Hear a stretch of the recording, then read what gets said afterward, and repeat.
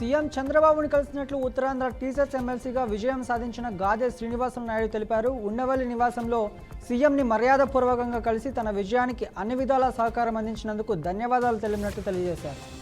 ఉపాధ్యాయుల సమస్యలను పరిష్కరించడంతో పాటు వారిని అన్ని వేళలా గౌరవిస్తామని సీఎం హామీ ఇచ్చారని వివరించారు. ఇంట్లో ఎవరూ లేని సమయంలో చోరీ చేసిన ఘటన నెల్లూరు జిల్లా ఆత్మకూరు మున్సిపాలిటీ పరిధిలో జేఆర్పేటలో చోటు చేసుకుంది. సాఫ్ట్వేర్ ఉద్యోగి అయిన రామకృష్ణ బెంగళూరులో ఉంటున్నాడని జేఆర్పేటలో తల్లిదండ్రుల దగ్గరికి వెళ్ళినట్లు స్థానికులు తెలిపారు.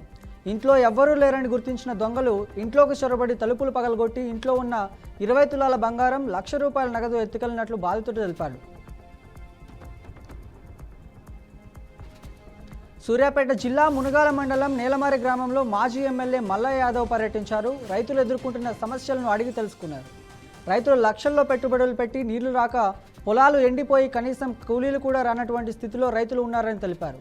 దీనిపై స్పందిస్తూ ఎండిపోయిన పొలాలకే కాకుండా ఎండిపోని పొలాలకు కూడా నీరు అందజేయాలని ప్రభుత్వాన్ని కోరారు. లేని పక్షంలో పెద్ద ఎత్తున నిరసనలు చేపడతామని హెచ్చరించినట్లు మాజీ ఎమ్మెల్యే తెలియజేశారు.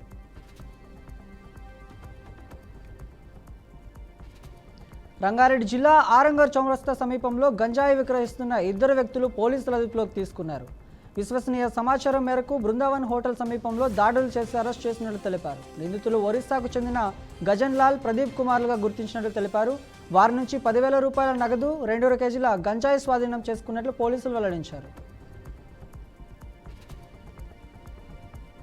మహబూబాబాద్ జిల్లా పరిధిలో వివిధ కేసుల్లో పట్టుబడిన వాహనాలను ఎక్సైజ్ పోలీస్ స్టేషన్లో వేలంపాట కార్యక్రమాన్ని నిర్వహించారు. ఈ వేలంపాటలో వివిధ ప్రాంతాల నుండి 341 కొనుగోలుదారులు పాల్గొన్నారని ఎక్సైజ్ సూపరింటెండెంట్ కిరణ్ తెలిపారు. వేలంపాటలో ముందుగా ఎక్సైజ్ పోలీసులు పాటదారుల నుంచి డిపాజిట్ కట్టించుకొని టికెట్లు అందజేశారు. అనంతరం 38 వాహనాలను స్క్రాప్ కింద విక్రయించి 50 వాహనాలకు వేలం నిర్వహిస్తున్నట్లు కిరణ్ తెలియజేశారు. జిల్లాలో నల్లబెల్లం విక్రయించినా, రవాణా చేసినా కఠినంగా చర్యలు తీసుకుంటామని కిరణ్ వెల్లడించారు.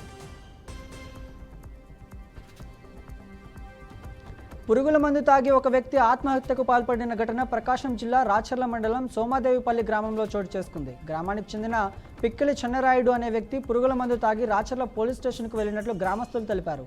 చెన్నారాయుడు పురుగుల మందు తాగి వచ్చినట్లుగా గుర్తించిన పోలీసులు హుటాహుటిన వాహనంలో గిద్దలూరు ప్రభుత్వ ఆసుపత్రికి తరలించారు. ఆసుపత్రిలో చికిత్స అందిస్తుండగా చెన్నారాయుడు మృతి చెందాడని, మృతికి గల కారణాలు తెలియవలసి ఉందని కేసు నమోదు చేసి దర్యాప్తు చేస్తున్నట్లు రాచర్ల ఎస్ఐ కోటేశ్వరరావు తెలిపారు. చెన్నారాయుడిని బతికించేందుకు పోలీస్ వాహనంలో తరలించినా కూడా ఉపయోగం లేకుండా పోయిందని రాచర్ల ఎస్ఐ ఆవేదన వ్యక్తం చేశారు. కామారెడ్డి జిల్లా ఎల్లారెడ్డి డివిజన్ కేంద్రంలో ర్యాపిడ్ యాక్సెస్ ఫోర్స్ ఆధ్వర్యంలో ర్యాలీ నిర్వహించారు. జిల్లా ఎస్పీ ఆదేశాల మేరకు పోలీస్ స్టేషన్ నుంచి గాంధీ చౌక్ మీదుగా అంబేద్కర్ చౌరస్తా వరకు ర్యాలీ నిర్వహించారు. మీకోసం నేనున్నామంటూ ప్రజలు అధైర్యపడవద్దని ప్రజలకు సందేశం ఇచ్చినట్లు సిఐ రవీందర్ నాయక్ తెలియజేశారు. ఈ కార్యక్రమంలో CI Ravinder Nayak, SI Mahesh Kumar, rapid force commando DP బాగేలాల్తో పాటు 40 మంది ర్యాపిడ్ ఫోర్స్ సిబ్బంది పాల్గొన్నారు. నెల్లూరు మెడికోవర్ ఆసుపత్రిలో నూతనంగా రిహాబిలిటేషన్ సెంటర్ను జిల్లా ఎస్పీ కృష్ణకాంత్ ప్రారంభించారు. నగరంలోని ఆసుపత్రిలో రిహాబిలిటేషన్ సెంటర్లు లేవని, తొలిసారిగా మెడికోవర్ ఆసుపత్రిలో రిహాబిలిటేషన్ సెంటర్ను అందుబాటుకు తీసుకురావడం సంతోషకరమని అన్నారు. ఏదైనా ఆపరేషన్ అనంతరం పేషెంట్కి రిహాబిలిటేషన్ అనేది చాలా ముఖ్యమని తెలిపారు. మెడికోవర్ ఆసుపత్రిలో సామాన్యులకు సైతం అందుబాటులో ఉండే విధంగా రిహాబిలిటేషన్ సెంటర్లు ప్రారంభించడం మంచి పరిణామమని కృష్ణకాంత్ పేర్కొన్నారు. బాపట్ల జిల్లా అసెంబ్లీ సమావేశంలో ఎమ్మెల్సీ సురేంద్ర వర్మ పాల్గొన్నారు. అభివృద్ధికి అన్ని వనరులు ఉన్నాయని, త్వరలోనే 5 స్టార్ హోటల్ ప్రారంభిస్తామన్నారు. అధికారంగా రాష్ట్రం అభివృద్ధి చెందాలంటే టూరిజం చాలా ముఖ్యమని ఆయన పేర్కొన్నారు. వివిధ ప్రాంతాల నుండి సముద్ర తీరానికి యాత్రికులు వస్తున్నారంటూ అని అన్నారు. 5 స్టార్ హోటల్కి వచ్చే అవకాశం ఉందని, తద్వారా సంవత్సరంకు 100 కోట్లు రాష్ట్ర ప్రభుత్వంకు ఆదాయం వచ్చే అవకాశం ఉందని వివరించారు. సూర్యలంక వద్ద 26 ఎకరాల పంచాయతీరాజ్కు చెందిన భూమి ఉందని, అది టూరిజం శాఖకు ఇవ్వాలని కోరారు.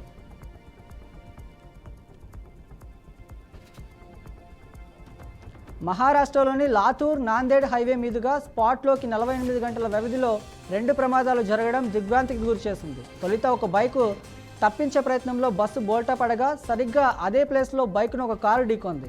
బైక్పై ఉన్న వ్యక్తి పరిస్థితి విషమంగా ఉంది. మొన్న సడన్గా అడ్డొచ్చిన బైక్ను తప్పించే ప్రయత్నంలో ఆర్టీసీ బస్సు నియంత్రణ బోల్టా పడింది. తాజాగా అదే స్పాట్లో బైక్ అడ్డం రాగా కారు వచ్చి ఢీకొంది. ఈ 2 యాక్సిడెంట్లోనూ బైక్ అడ్డం రావడం కామన్ పాయింట్గా కనిపిస్తోంది.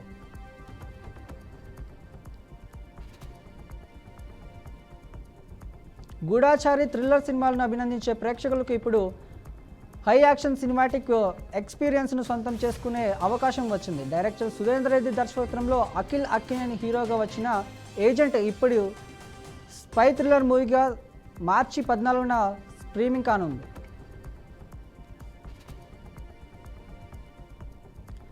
ఆదిలాబాద్ లోక్సభ నియోజకవర్గ సమీక్షా సమావేశంలో మంత్రి సీతక్క సంచలన వ్యాఖ్యలు చేశారు. ఉమ్మడి ఆదిలాబాద్ జిల్లాలో నియోజకవర్గ ఇన్ఛార్జీల పనితీరు బాగోలేదని వ్యాఖ్యానించారు. అందుకే ఆదిలాబాద్ బాధ్యతల నుంచి తప్పుకోవాలని నిర్ణయించుకున్నట్లు సీతక్క తెలియజేశారు. త్వరలోనే ముఖ్యమంత్రి రేవంత్ రెడ్డిని కలిసి పరిస్థితి వివరించి బాధ్యతల నుంచి తప్పుకుంటానని మంత్రి సీతక్క సంచలన ప్రకటన చేశారు. మరోవైపు అంతకుముందు ఎమ్మెల్సీ తీన్మార్ మల్లన్నపై సీతక్క సీరియస్ అయ్యారు. గుంటూరులో లేడీ అఘోరిని పోలీసులు అరెస్ట్ చేశారు. అనంతరం నల్లపాడు పోలీస్ స్టేషన్కు తరలించారు. హిందూ ఐక్య పోరాట వేదిక నేత అనిల్ బెహ్రాకు చేసిన అనిశ్చిత వ్యాఖ్యలపై అఘోరి నిరసన వ్యక్తం చేశారు. వెంటనే ఆయనపై చర్యలు తీసుకోవాలని డిమాండ్ చేశారు. విషయం తెలుసుకున్న పోలీసులు అఘోరి నిరసన చేస్తున్న ప్రాంతానికి వెళ్లారు. అక్కడి నుంచి వెళ్లిపోయిన అఘోరిని సూచించారు. అఘోరి ఎంతకీ వినిపించుకోకపోవడంతో అరెస్ట్ చేసిన పోలీసులు స్టేషన్కు తరలించారు. అయితే అఘోరిని అరెస్ట్ చేసిన విషయం స్థానిక హిజ్రాలకు తెలియడంతో నల్లపాడు పోలీస్ స్టేషన్ వద్దకు భారీగా చేరుకొని ఆందోళన చేపట్టారు. అఘోరిని వెంటనే విడుదల చేయాలని డిమాండ్ చేశారు. దీంతో నల్లపాడు పోలీస్ స్టేషన్ వద్ద ఉద్రిక్తత చోటు చేసుకుంది. కాంగ్రెస్ పార్టీ అగ్రనేత రాహుల్ గాంధీకి ఉత్తరప్రదేశ్ న్యాయస్థానం 200 జరిమానా విధించింది. ఆయన పదే విచారణకు హాజరవుతున్నారనే నేపథ్యంలో కోర్టు ఈ నిర్ణయం తీసుకుంది. ఏప్రిల్ 14న తుది విచారణ హాజరు కావాలని, లేదంటే తీవ్ర చర్యలు ఉంటాయని హెచ్చరించింది. 3 ఏళ్ల క్రితం మహారాష్ట్రలో జరిగిన మీడియా సమావేశంలో రాహుల్ గాంధీ విరస్కర వర్కర్ను అవమానించినట్లు ఆరోపణలు ఎదుర్కొంటున్నారు.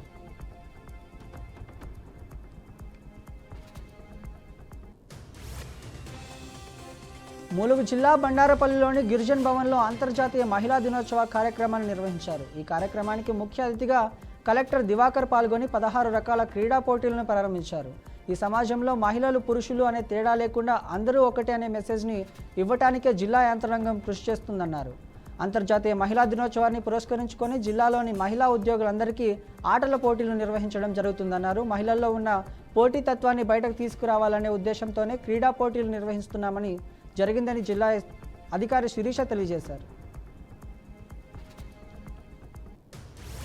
జగిత్యాల జిల్లా మెట్పల్లిలో అమృత మిల్క్ సెంటర్ను ఫుడ్ ఇన్స్పెక్టర్ అనూష తనిఖీ చేశారు. తయారు చేసి ఉపయోగిస్తున్న కల్తీ పదార్థాలను సీజ్ చేశారు. మిగతా కొన్ని పదార్థాలను మున్సిపల్ చెత్త వాహనంలో డంపింగ్ యార్డుకు తరలించారు. ప్రజల ఆరోగ్యాలతో చెలగాటమాడుతున్న యాజమాన్యంపై చర్యలు తీసుకుంటామని అన్నారు. ప్రజలంతా పదార్థాల కాలం చల్లనివా కాదా అనే అంశాన్ని గమనించి కొనుగోలు చేయాలని సూచించారు. మరోవైపు అమ్మకాలు నిర్వహిస్తే కఠిన చర్యలు తీసుకుంటామని ఫుడ్ ఇన్స్పెక్టర్ అనూష హెచ్చరించారు.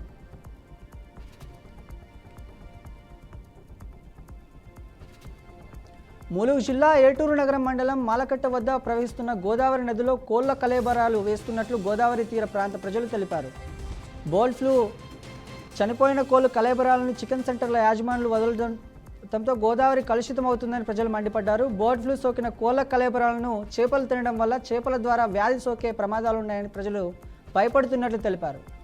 పుణ్యస్థానాలకు వచ్చే భక్తులు ఇబ్బంది పడుతున్నారని, కోళ్ల కళేబరాలను గోదావరి నదిలో వేయకుండా అధికారులు చర్యలు తీసుకోవాలని ప్రజలు కోరారు.